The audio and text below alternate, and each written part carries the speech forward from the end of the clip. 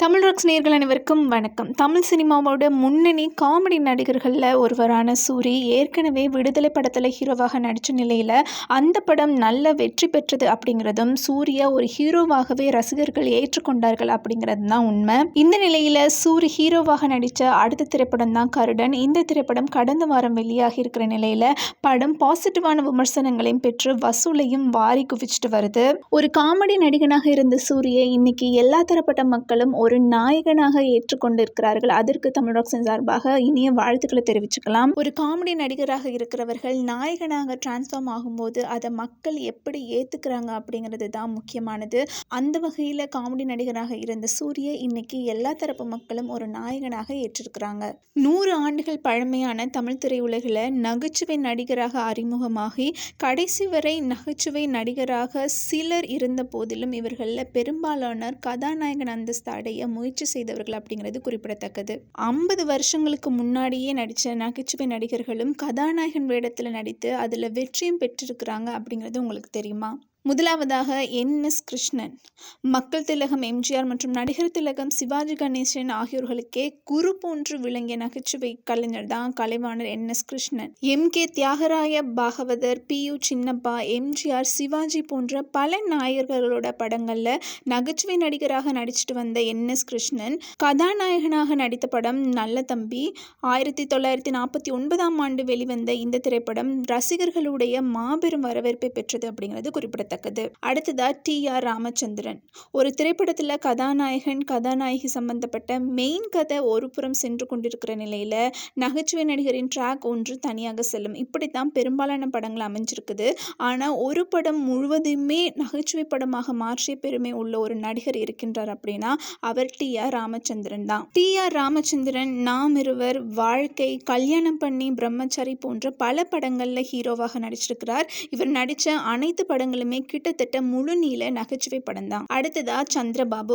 முதலாக body language மூலம் நகைச்சுவையை ரசிகர்களுக்கு அளித்த நடிகர் சந்திரபாபு. அது மட்டும் இல்லாம தமிழ் சினிமாவில் முதலாக மேற்கத்திய பாணியில் பாடல்களை பாடி நடனமும் ஆடக்கூடிய ஒரு கலைஞர். எம்ஜிஆர், சிவாஜியுடன் பல படங்கள்ல நகைச்சுவை நடிகராக இருந்த நிலையில இவர் கதாநாயகனாக நடித்த படம் கவலை இல்லாத மனிதன். இந்த படத்தை தவிர சந்திரபாபு கதாநாயகனாக நடித்த இன்னொரு திரைப்படம் குமாரராஜா. இந்த 2 படங்களுமே நல்ல வரவேற்பை பெற்றது அப்படிங்கிறது குறிப்பிடத்தக்கது. அடுத்ததான் நாகேஷ். சந்திரபாபு போலவே தன்னுடைய ஒல்லியான தேகத்தை வச்சுட்டு நகைச்சுவை நடிகராக திகழ்ந்தவர் தான் நாகேஷ். முதலாக டைமிங் காமெடியை புகுத்தி ரசிகர்களை எதிர்பாராத நேரத்தில் சிரிக்க வச்சதில் வல்லவர். நூற்றுக்கணக்கான படங்களில் நகைச்சுவை வேடங்களில் நடித்திருந்தாலும் இவரையும் கதாநாயகன் விடல அப்படின்னு தான் சொல்லணும். முதலாக நீர்க்குமிழி அப்படிங்கிற திரைப்படத்தில் கதாநாயகனாக மாற்றிய பெருமை கே. பாலச்சந்திரர் அவரையே சேரும். அதன் பின்னர் எதிர்நீச்சல், யாருக்காக அழுதான், அனுபவி ராஜா அனுபவி போன்ற படங்களில் கதாநாயகனாக நடிச்சிருக்கிறாரு. அது மட்டும் இல்லாமல் கமல்ஹாசனுடைய அபூர்வ சகோதரர்கள் படத்தில் கொடுமையான வில்லனாகவும் நடிச்சிருந்தார் அப்படிங்கிறது குறிப்பிடத்தக்கது. அடுத்ததா சோ. ராமசாமி. நகைச்சுவை நடிகர்களில் குறிப்பிடத்தக்க ஒருவராக விளங்கியவர் தான் நடிகர் சோ. நகைச்சுவை நடிகராக விளங்கிய சோ முகமது பின் துக்ளக் அப்படிங்கிற படத்தில் கதாநாயகனாக நடித்தது மட்டும் இல்லாமல் அந்த படத்தை இயக்கியும் இருக்கிறாரு. அது மட்டும் இல்லாமல் இவர் உண்மையே உன் விலை என்ன, மிஸ்டர் சம்பத், யாருக்கும் வெட்கமில்லை, சம்போ சிவ சம்போ போன்ற படங்களையும் இயக்கியிருக்கிறார் அப்படிங்கிறது குறிப்பிடத்தக்கது. அடுத்ததா தேங்காய் சீனிவாசன். எம்ஜிஆர், சிவாஜி, ஜெய்சங்கர், சிவகுமார் படங்களில் முக்கிய நகைச்சுவை நடிகராக விளங்கியவர்.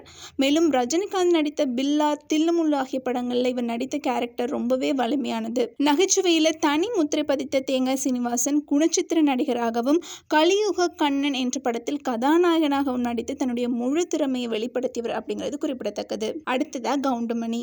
மற்றவர்களை கிண்டல் செய்தும் பட்டப்பேர் வைத்தும் கூப்பிட்டும் திடீரென சக நடிகர்களை அடித்தும் இவர் செய்யும் நகைச்சுவை பல ஆண்டுகளாக மக்களால் ரசிக்கப்பட்டது. ஒரு காலத்தில் இவர் நடிக்காத படங்களே இல்லை என்ற அளவுக்கு அனைத்து படங்களிலும் நகைச்சுவை வேடத்தில் நடிச்சிட்டு வந்தாரு. இருந்தாலும் இவரும் கதாநாயகன் வேடத்தை ருசித்து பார்த்தவர் தான். கவுண்டமணி சுமார் 10 படங்களுக்கு மேல் கதாநாயகனாக நடித்திருக்கிறார் அப்படிங்கிறது குறிப்பிடத்தக்கது. ராஜா எங்க ராஜா, பிறந்தேன் வளர்ந்தேன் மற்றும் சமீபத்தில் வெளியான 49 போன்ற படங்கள் அப்படிங்கிறது குறிப்பிடத்தக்க படங்கள். அடுத்ததா வடிவேலு. பகி புயல் என்று அன்புடன் அழைக்கப்படும் வடிவேலு தனக்கென ஒரு பாணியை ஏற்படுத்தி மக்களை சிரிக்க வச்சார். இன்னைக்கும் குழந்தைகளுக்கு மிகவும் பிடித்த நகைச்சுவை நடிகர் வடிவேலு அப்படிங்கிறதுல சந்தேகம் இல்லை. இந்த நிலையில வடிவேலும் ஒரு சில படங்கள்ல கதாநாயகனாக நடிச்சிருக்கிறாரு.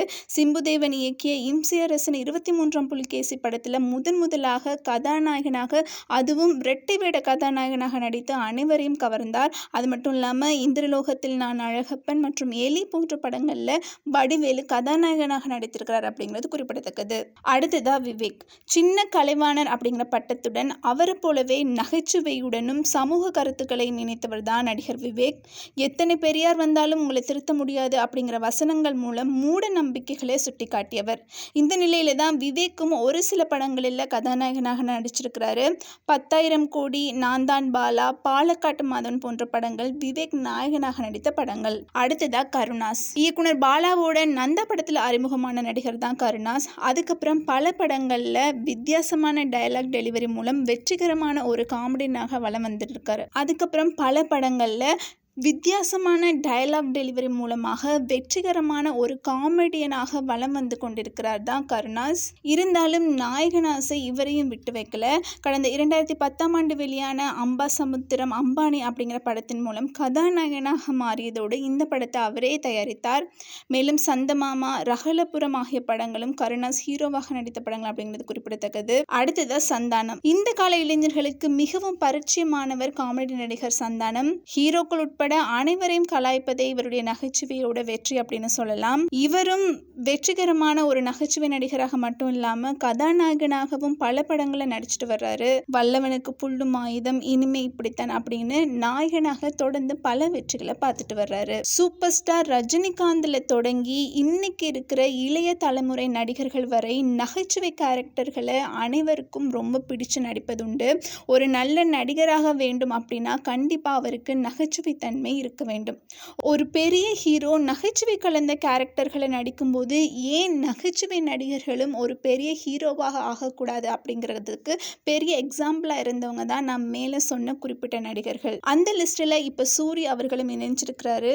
அவருடைய திரைப்பட பயணம் இன்னும் வெற்றிகரமாக அமைய தமிழ் ராக்ஸின் சார்பாக வாழ்த்துக்களை தெரிவிச்சுக்கலாம்.